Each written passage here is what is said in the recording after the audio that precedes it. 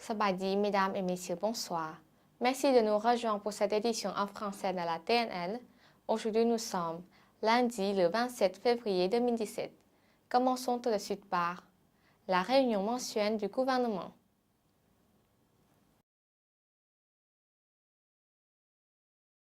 La réunion ordinaire du mois de février 2017 s'est ouverte le 23 à Vientiane sous la présidence du Premier ministre Thongloun Sisoulith en présence des membres du gouvernement.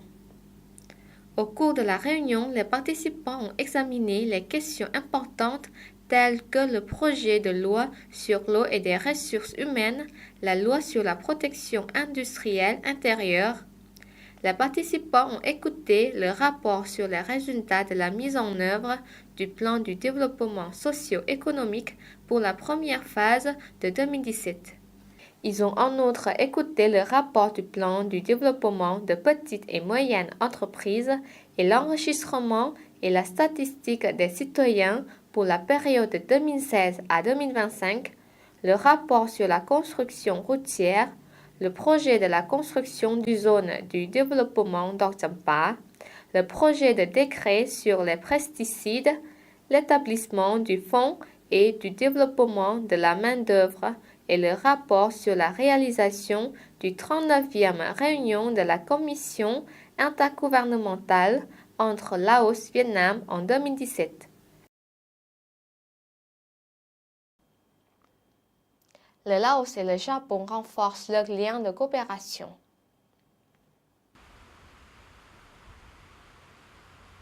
Le 24 février 2017, au bureau du comité central du parti, M. Phankham Viphawan, membre du bureau politique du comité central du Parti populaire révolutionnaire Lao et vice-président de la République, a reçu M. Yasuo Okata, vice-président du comité du Parti communiste du Japon, à l'occasion de sa visite de travail au Laos du 23 au 26 février 2017. Le vice-président Lao a hautement apprécié la visite de la délégation, visite qui contribue de manière significative à l'augmentation des relations traditionnelles entre les deux parties. Le vice-premier ministre reçoit une délégation de l'OMS.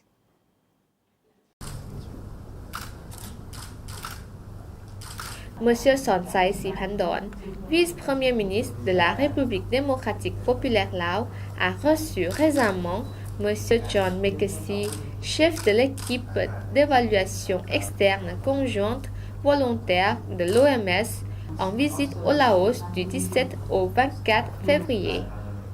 Au cours de l'entretien, le vice-premier ministre Sonsai Siphandorn a indiqué que cette visite contribue à renforcer les relations d'amitié entre les deux parties, particulièrement la coopération entre les secteurs médicaux du Laos et l'OMS.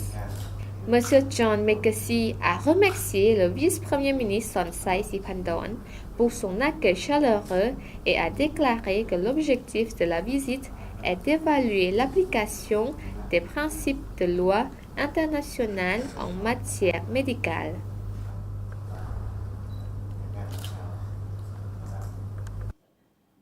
Le Laos et la Chine améliorent leur coopération dans les affaires étrangères.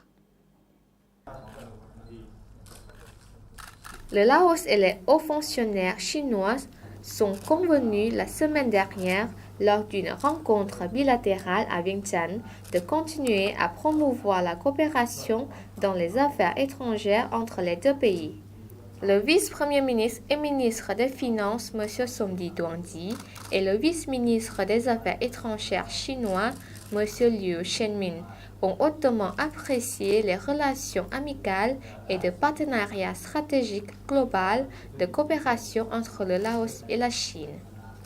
Le Laos et la Chine ont organisé plusieurs activités pour marquer le 55e anniversaire de leurs relations diplomatiques et ont lancé le projet de construction du chemin de fer Chine-Laos en décembre l'année dernière. Les deux parties ont également échangé des points de vue sur la coopération dans le cadre du Mekong, l'Ansang et d'autres questions régionales et internationales d'intérêt commun. Enchères pour les voitures des chefs reprogrammées à partir des prix révélés.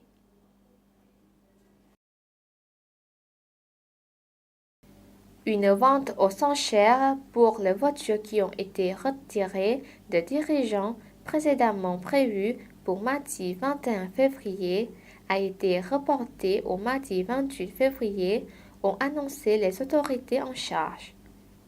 Les autorités ont déclaré d'organiser une vente aux enchères des véhicules au lieu de les offrir, comme annoncé précédemment. La vente aux enchères a été reportée lorsque les autorités en charge ont été incapables de se préparer adéquatement pour l'événement et les prix de départ sont seulement disponibles le lundi. M.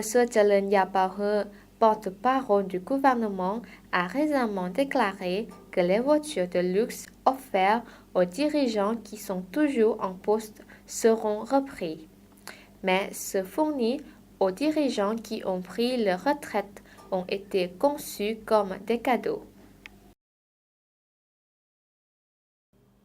Suite de l'actualité nationale en bref en images.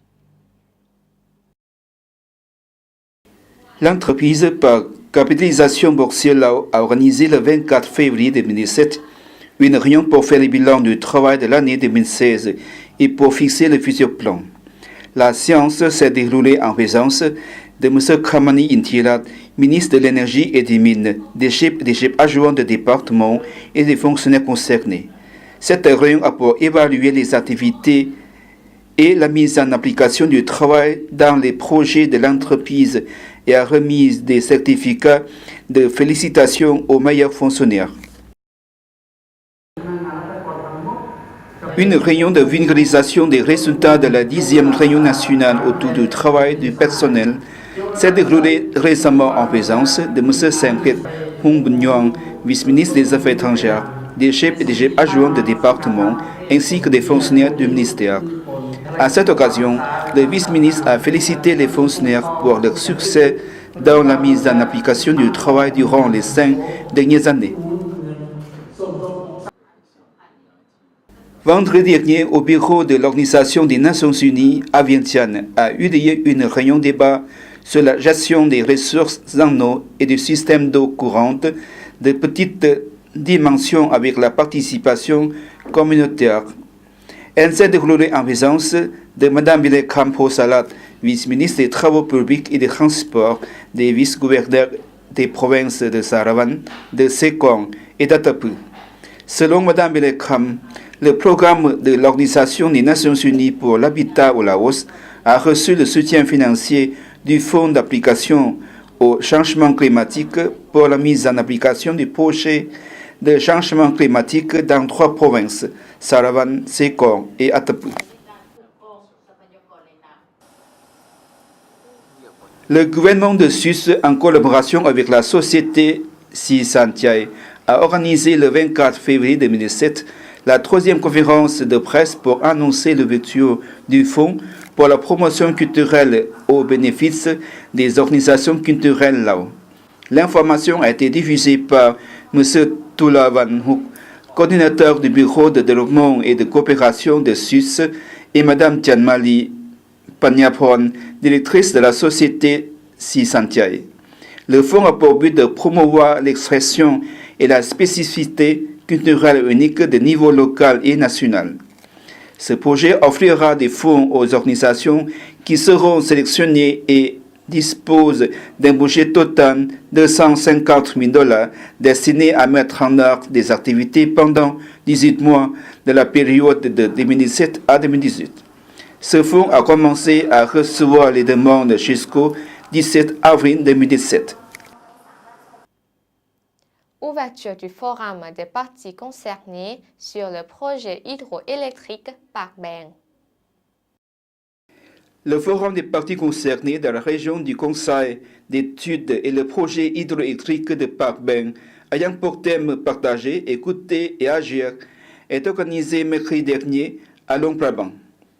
Était présent à cet événement le ministre Lao des Ressources naturelles et de l'Environnement, Somat Ponsena, le directeur de la commission du Mekong MRC, Pham Ton Phan, les représentants des comités du Mekong du Vietnam, du Laos, du Cambodge, de Thaïlande, des partenaires de développement, des représentants des pays en avant du Mekong, des organisations non gouvernementales et des instituts de recherche. S'inscrivant dans le cadre des procédures de notification, de consultation préalable et d'entente. Ce forum de 2 jours a pour but de fournir des informations sur le processus de consultation préalable du projet hydroélectrique de Pak Ben.